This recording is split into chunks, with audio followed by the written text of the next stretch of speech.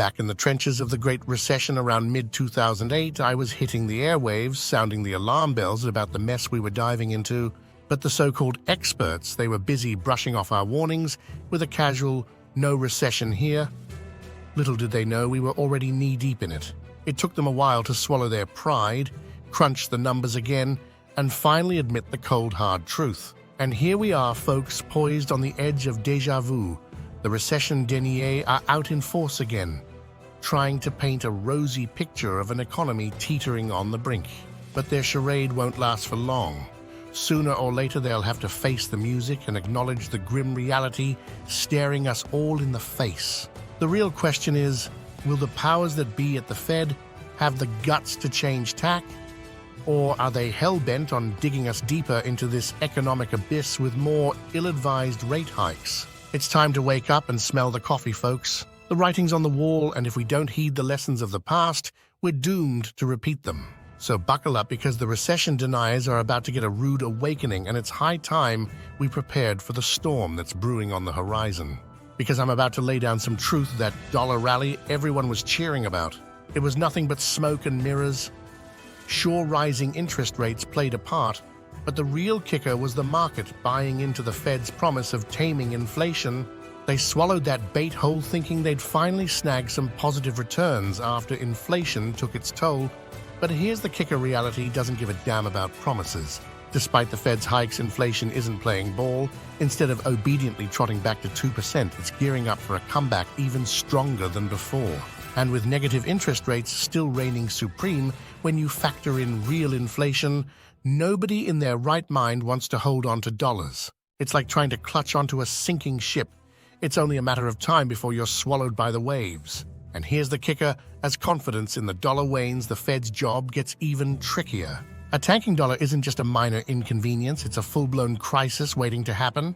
It's a vicious cycle. As the dollar plunges, the Fed's ability to steer the ship diminishes, leaving us all adrift in a sea of uncertainty. So buckle up, because this fake news dollar rally is about to come crashing down with a vengeance, and the fallout won't be pretty. Let's not kid ourselves, the dollar's rally was built on shaky ground from the get-go. Now that reality's starting to rear its ugly head, it's time to brace for impact. The Fed's promises and market optimism can only prop up a failing currency for so long. So let's stop pretending everything's fine and dandy and start preparing for the storm that's brewing on the horizon. The dollar's so-called strength in 2022, it was a sham, a smokescreen hiding the ugly truth here in the US. Inflation was chewing us up and only looked less brutal because the dollar was doing well. It's like a race to the bottom. I'm driving in reverse at 10 miles. The loser next to me is doing 20 miles. Sure, I look good compared to them, but we're both still headed for a crash. Same with the dollar. It was losing value just a bit slower than those clowns with the euro or the yen. But get this, the game's changing. The dollar's about to go from a slow bleed to a full-on gusher. Hold on to your hats, because this thing is going to tank and tank hard. Let's cut the crap. This inflation relief we heard about, a total lie. Sure, those headline numbers dipped a bit, but the stuff that actually matters, food, gas, rent, kept climbing. It's not like things got cheaper, they just stopped getting so damn expensive quite as fast. That does jack for anyone struggling to pay bills. We need prices to actually freaking drop so people can breathe again. That ain't on the menu. The Fed ain't even trying for that. They'd be happy with slowing things down to a measly 2% inflation increase every year. Problem is, those 2% increases, they're coming on top of the insane price hikes we already suffered through. Prices are up like 15% over 2 years, and that's the official number, probably closer to 30% in the real world. If prices start rising again, even by that 2%, it's starting from a way higher point. We're screwed. The whole rate hike thing is a joke, a total backfire with a side of fraud. I don't buy for a second that it did much of anything except maybe tanking commodity prices for a hot minute. Let's get real. Interest rates are a cost, just like the price of gas or paying your employees. Every business borrows money to buy inventory, to build new shops, whatever. Rates go up, their costs go up. What do? Pass it on, jack up their own prices to cover the difference? Same with landlords. They ain't eating those sky-high mortgage rates. They're passing that mess onto their tenants. Rent just went up again, thank your friends at the Fed. It's like trying to put out a fire by pouring gasoline on it.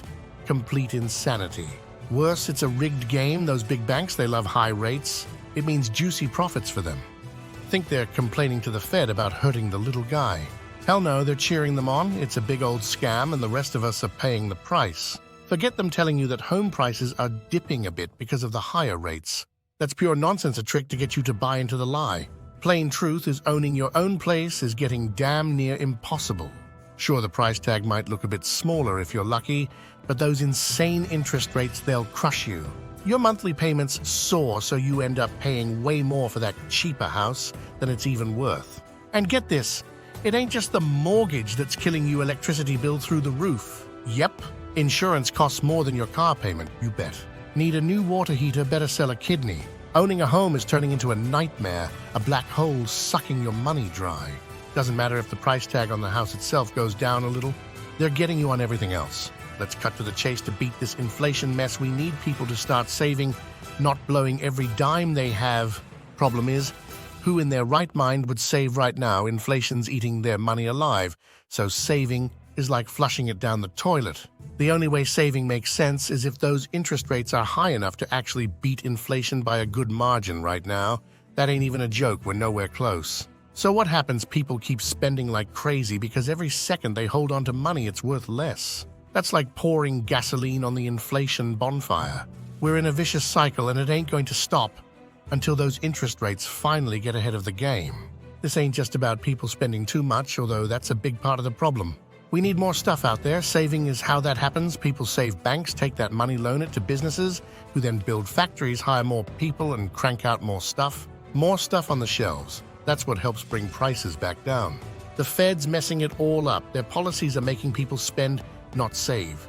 That means businesses ain't getting the money they need to expand. Less supply, but consumers hopped up on credit cards, itching to buy stuff that ain't even there. Guess what that does to prices? Sends them straight through the roof, leaves the rest of us holding the bag.